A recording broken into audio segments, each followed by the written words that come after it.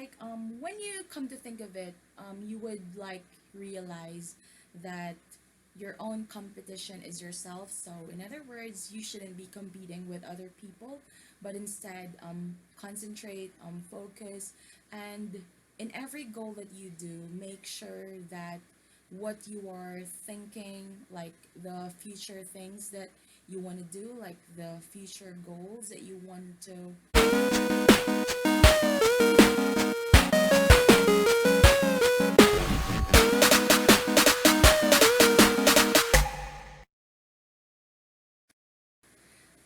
Hi guys, good evening. It's Random Wonder here, and tonight I am going to read a book. Okay, actually I have two books here. The first book, it's entitled Making the Best of a Bad Decision. It's written by Erwin Lutzer. And the other book is entitled The Power of a New Attitude. And it was written by Dr. Alan E. Nelson and forward by John C. Maxwell. So here is the other book and also the other book. There you go. Okay. Actually, I bought these books, if I'm not mistaken, last year. So I bought them at National Bookstore. So this book, it cost 165. I think I bought it on sale, and then the other book, it's also 185. And yes, I think I also bought it on sale. Um, the truth is, the reason why I bought these books is that at that time period when I was really stressed out, I was really depressed, and I really wanted to like enter a new world because usually that's me. That is my personality. Whenever I feel stressed out, I feel depressed, um, I would want to enter into a new world. Actually, these aren't the two books that I have with me because I also have other books. Okay, and if I'm not mistaken, I was also able to show the other books on my previous videos that I filmed last year. Yeah, in 2019. I think that was around May or June 2019. Yeah. So going back, as I said earlier, tonight I am going to read to you a book, and I am going to start with this one, the power of the power of a new attitude. There, again written by Dr. Alan E. Nelson and forward by John C. Maxwell. And as you can see, there is still a plastic cover, so I haven't opened this one yet. Okay, it is actually stocked in my cabinet. Yeah, because I still have several books that I haven't finished reading yet. So yeah, to protect them from dust, yeah, I preferred not to open them yet. Okay, so before I open this one, I am going to read to you first the back part of the book. There you go, as you can see. Okay, so again, the title is The Power of a New Attitude by Dr.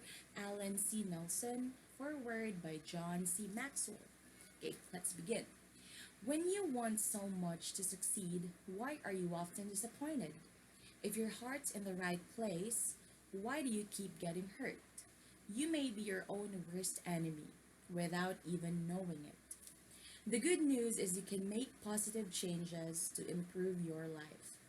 Dr. Alan E. Nelson. Okay, so this part is the first three sentences that I read. So um they talked about the what's gonna be the content of the book itself.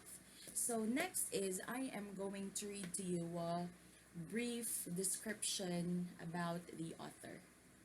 Dr. Alan E. Nelson. Okay, so Dr. Alan E. Nelson counsels people every year to help them recognize the behaviors and attitudes that defeat them. The Power of a New Attitude, so the book itself, The Power of a New Attitude explores 19 of the most common behavitudes. So when we say behavitudes, that means behaviors that stem from wrong attitudes, and helps you evaluate your own life to identify and change self-defeating behaviors. With this book's helpful insights, you can achieve your goals and live the successful life you long for. Like the fairy tale suggests, the mirror, mirror on the wall shows us the face of our enemy. We defeat ourselves far more than we are defeated by external circumstances. From the foreword by John C. Maxwell. Hello. Dr. Alan E. Nelson. Oh, okay. So the paragraph that I've just read. So it's from the foreword by John C. Maxwell, and this is the thing that I am going to read right now is the short description of Dr. Alan E. Nelson. So he is a pastor, a speaker, and the author of several books. So in other words, Dr. Alan E. Nelson, he hasn't only able to produce or write this book. So there are several books that he was able to write. Okay, so he's a pastor, a speaker, and the author of several books. He holds a graduate degree in psychology and communication and a doctorate in leadership. Visit Dr. Nelson at www.alanenelson.com. Okay, so yeah, that's the thing that I read on this part of the book. So now I am going to open the book. Okay, so I'm going to open it just carefully. So as you can see, there is still a plastic cover. So I preferred, okay, not to open it yet since I still have several books to finish reading. Okay, so here it is. I'm slowly peeling the book. Okay, so they're separated now after a year. Oh my gosh. Can you relate to me like the smell of a book? Like if it's freshly opened. Oh my gosh, the scent. Okay, so let's start. So this is the first page of the book. Okay, The Power of a New Attitude. Okay, so earlier I mentioned about the different books that Dr. Alan E. Nelson has published. Okay, so here are the other books by him: Embracing Brokenness, Leading Your Ministry. Okay, so I guess that's why he has this book, Leading Your Ministry, because he is a pastor. Okay, next is How to Change Your Church. How to Change Your Church, The Five-Star Church, The Five-Star Leader, The Compact Book on Becoming a Spiritual Leader, and 5-Minute Ministry. Wow. Okay, let's begin.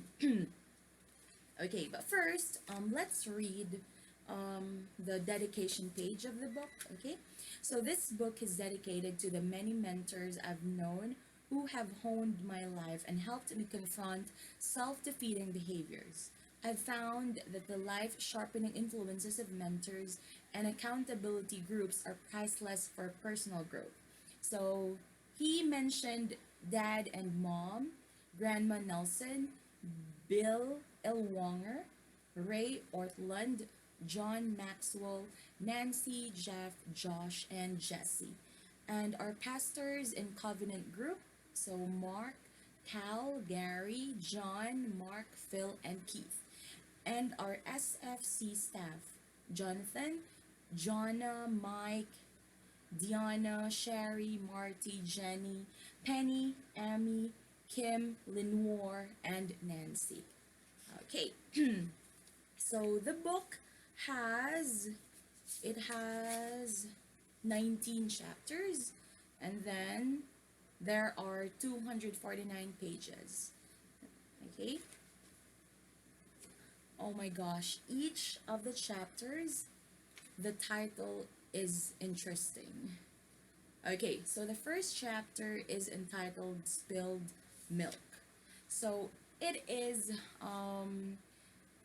if I'm not mistaken, it is an idiomatic expression like spilled milk. Like it says, don't cry over spilled milk. But in this context, let's find out what he means. Okay, so before we go to the foreword and then introduction, and then before going to the first chapter, I am going to read some proverbs. So it's taken from the Bible. The first is it's Proverbs chapter 19 verse 3. A man's own folly ruins his life, yet his heart rages against the Lord. The second Proverbs is taken from, okay, it's taken from chapter 14 verse 1. The wise woman builds her house, but with her own hands the foolish one tears hers down. Ooh. Next is it's from an unknown author. We've seen the enemy, and the enemy is us. So there is a relation to the famous adage, mirror, mirror on the wall. We've seen the enemy, and the enemy is us. Yes, because it's like when you come to think of it, you would like realize that your own competition is yourself. So in other words, you shouldn't be competing with other people, but instead concentrate, focus, and in every goal that you do, make sure that what you are thinking, like the future things that you want to do, like the future goals that you want to achieve, make sure that in every step of the way you are going to always consider yourself as the only competition that you have. Okay, so forward. My friend Alan Nelson has provided one of the most insightful looks into the human soul and psyche that I've seen. The reason that so many of us blame our failures, problems, and shortcomings on others is that we are unwilling to probe deeper for the answers. Like the fairy tale suggests, the mirror, mirror on the wall shows us the face of our enemy. So that's us. The big bad wolf is not so much huffing and puffing at our door as he is sabotaging us from the inside out. In my decades of ministry as a pastor and now as an author, speaker, and leadership developer, I'm convinced that we defeat ourselves far more than we are defeated by external circumstances.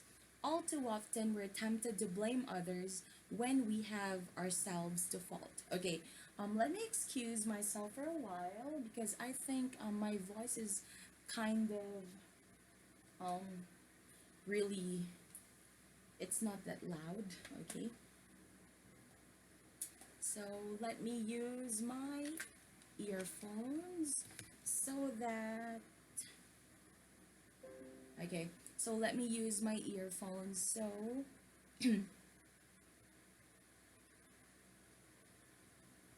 let me use my earphones so that you can actually hear me, or you can clearly hear me.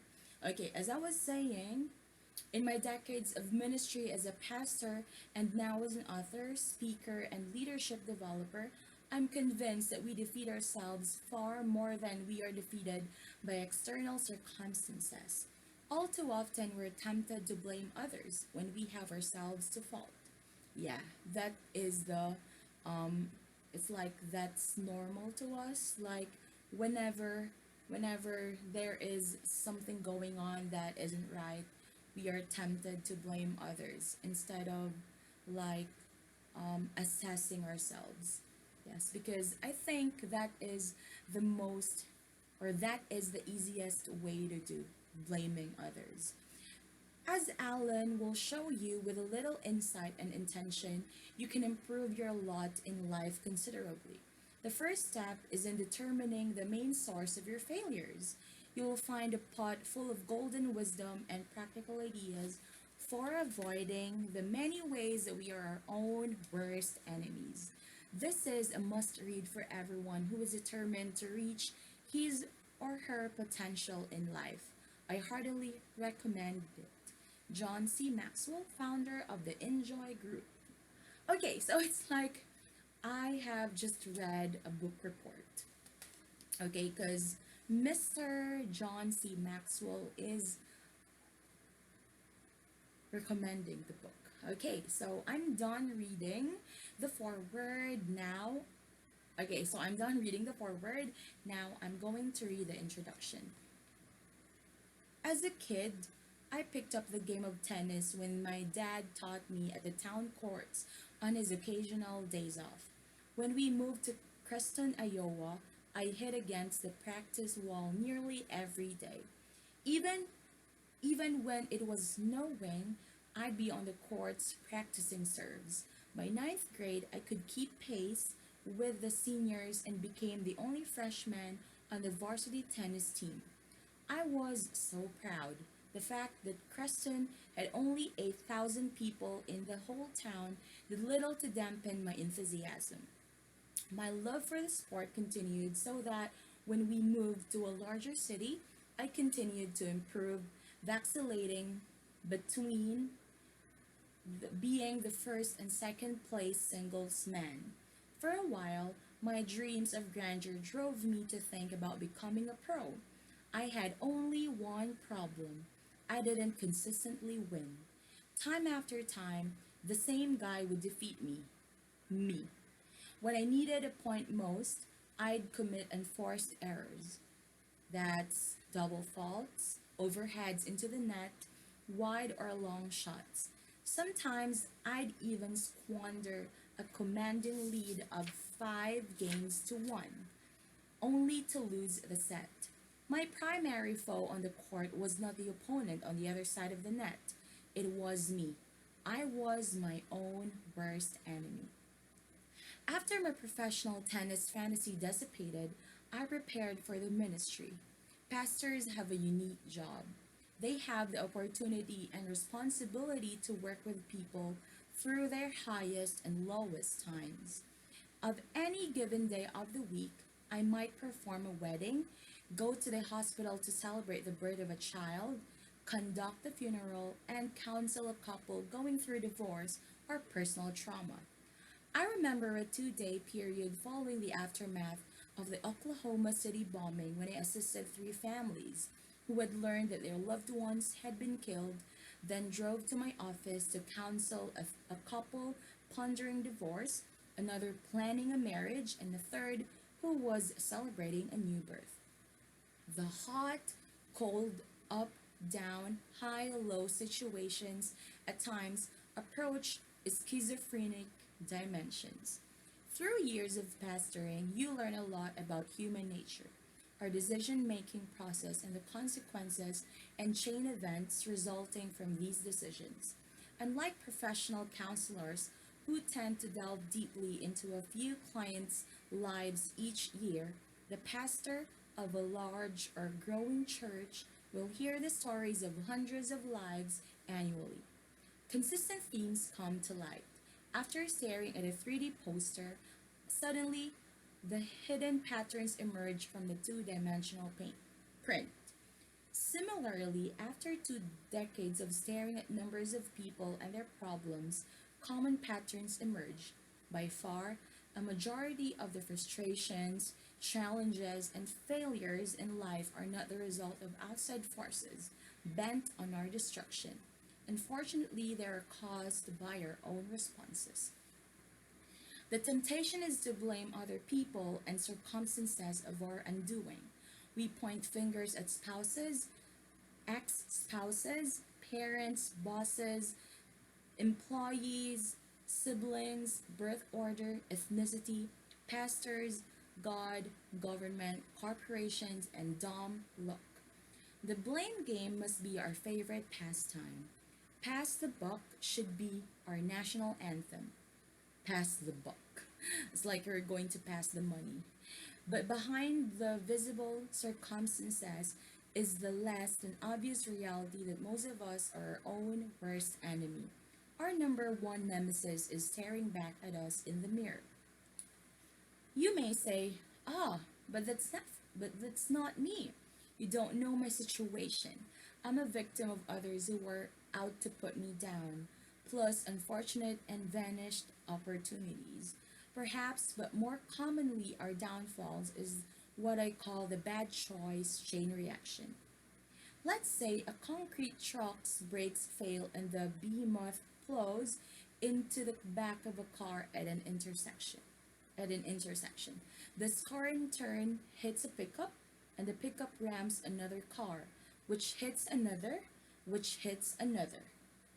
Every year, every rear-ended driver can look in his mirror and see the vehicle that hit him. He can point a finger and rightly identify the damage maker as the one closest to his back bumper, right? Yes and no. The instigator of the chain of fender benders was the concrete truck driver. While many of us point at the parent offender in our lives, we quite often overlook the primary instigator, ourselves. If the Pareto principle, that's 80 over 20 rule, holds true here, we could assume that 80% of the problems, failures, and frustrations we endure in life are self-induced. Thus, if there was some way to identify and address these self-sabotaging behaviors and attitudes, we would naturally improve our success, fulfillment, and productivity. Instead of focusing 80% of our attention on 20% of legitimate problems not under our control. It would make sense to pinpoint how we are indulging in self sabotage and strive to change our habits. If you're my age, you may remember the old Dick Van Dyke show. Each week, Dick came home to a house full of friends and tripped over the footstool. As a child, I couldn't figure out why he didn't just move it. But we're but we are a lot like Dick. Time and again, we trip over the same obstacles that litter our lives. The power of a new attitude deals with the 19 most common ways people sabotage themselves. I refer to these as behavitudes. A behavitude is a behavior that emanates out of an attitude. Although some attitudes are created and primarily motivated by actions and behaviors, I have discovered that 80% of our behaviors are attitudinally based. In other words, you can change a behavior temporarily, but unless you also transform the attitude, you'll see its fruit popping up again. Our behaviors are often the things that get us into trouble, but most of them are attitude generated because it's sometimes difficult to determine the cause of our undoing, whether it is behavioral or attitudinal. I prefer the behavitude at concept. I prefer the behavitude concept, which encompasses both.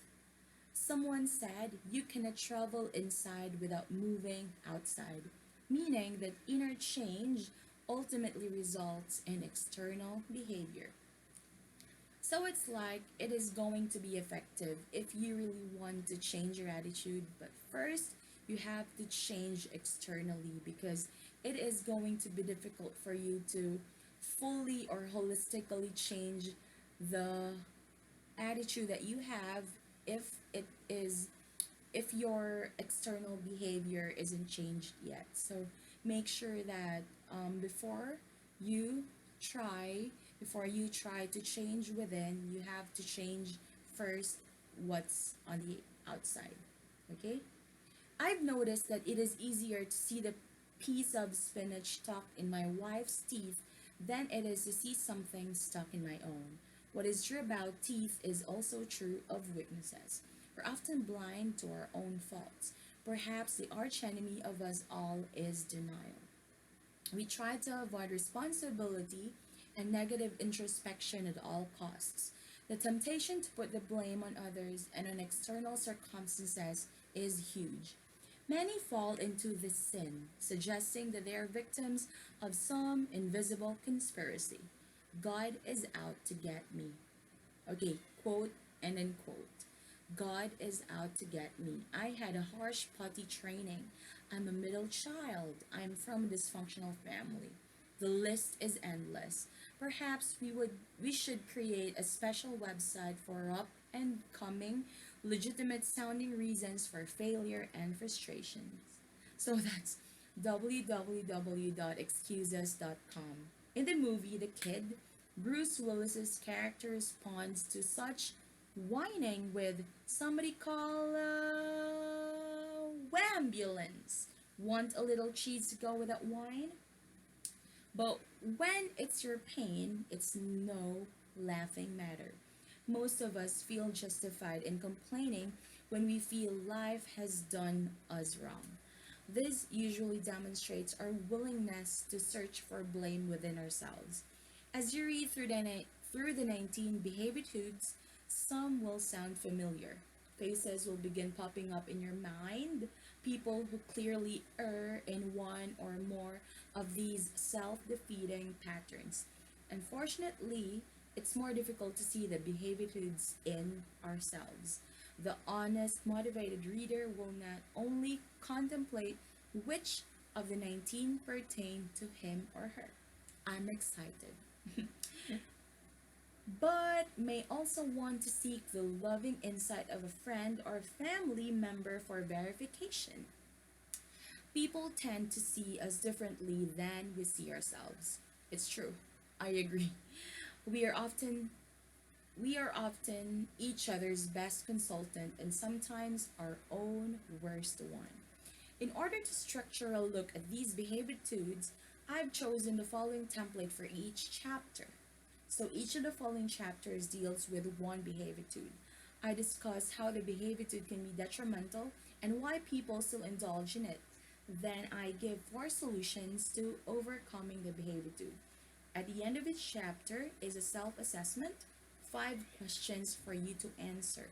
They will help you estimate your involvement in this behavitude. Finally, there are discussion questions that will guide groups and individuals in determining what they need to do to apply the ideas of the chapter.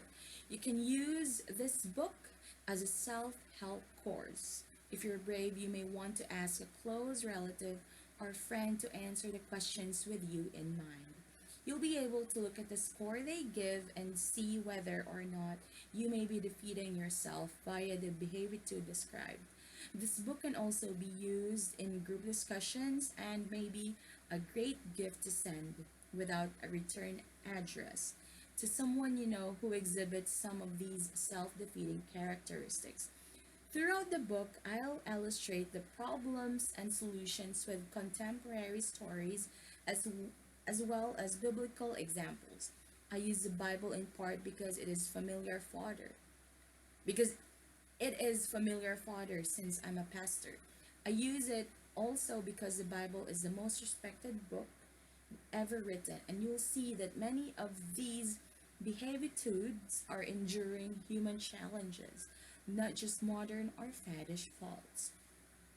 A final reason I use biblical principles for direction is because of the incredible interest in spirituality these days. Our Creator endowed us with free will. Whether you buy into the scriptures or not is your own prerogative, as is your choice of sabotaging yourself through negative behavitudes. My hope is that you will be open to the truths of the Bible that millions have discovered throughout history as transformational, and that through this book you will grow in your relationship with your Creator, whoever your Creator is. Okay? The behavitudes in this book can be tied to deeper spiritual conditions and consequences that enhance or retard our spiritual growth. This interests me because soul growth is my business, my profession.